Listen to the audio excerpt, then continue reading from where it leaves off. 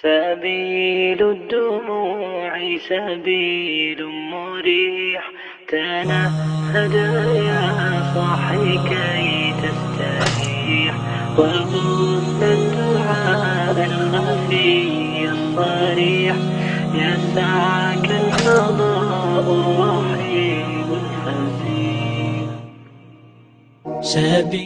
صحیح الجامع اور سلسلہ صحیحہ کی اس روایت کو سامنے رکھتے ہوئے علماء ظالموں کی بھی قسمیں بیان کرتے ہیں.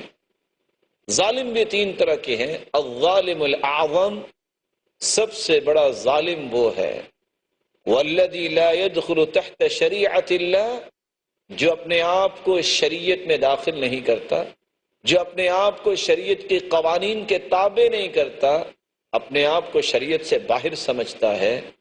ان الشرک لظلم عظیم، شرک کرنے والا یہ سب سے بڑا ظالم ہے.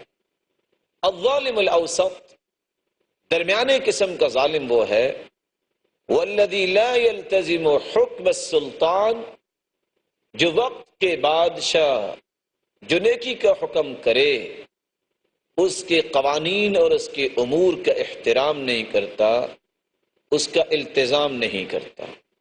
اور ظالم کی تیسری قسم الظالم الاصغر، سب سے چھوٹا ظالم وہ ہے والذی یتعطل عن المکاسب والاعمال فیأخذ منافع الناس ولا یعطیہم منفعہ.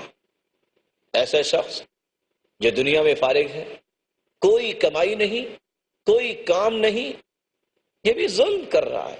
اپنی جان پہ بھی ظلم، لوگوں کے منافع لینے کے لیے، لوگوں سے پروفٹس لینے کے لیے تو تیار ہے لیکن خود دینے کے لیے تیار نہیں. نہ ہی اپنے آپ کو نفع دے رہا ہے، نہ ہی اپنے گھر کو نفع دے رہا ہے، نہ اس کو خاندان کو بہتر بنانے کی سوچ ہے، نہ ہی قومی اور ملی ترقی کی اس کی سوچ ہے. ایسے شخص کو بھی ظالم الاصغر کہا گیا ہے. یہ بھی ظلم کرنے والا ہے، اپنی قوم کی ترقی کا دشمن ہے.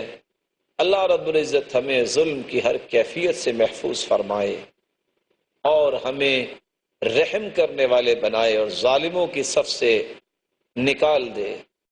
اللہ کے دین کی دعوت اور لوگوں تک پہنچانے کے لیے اس ویڈیو کو ضرور لائک، شیئر، کمنٹ اور سبسکرائب کریں.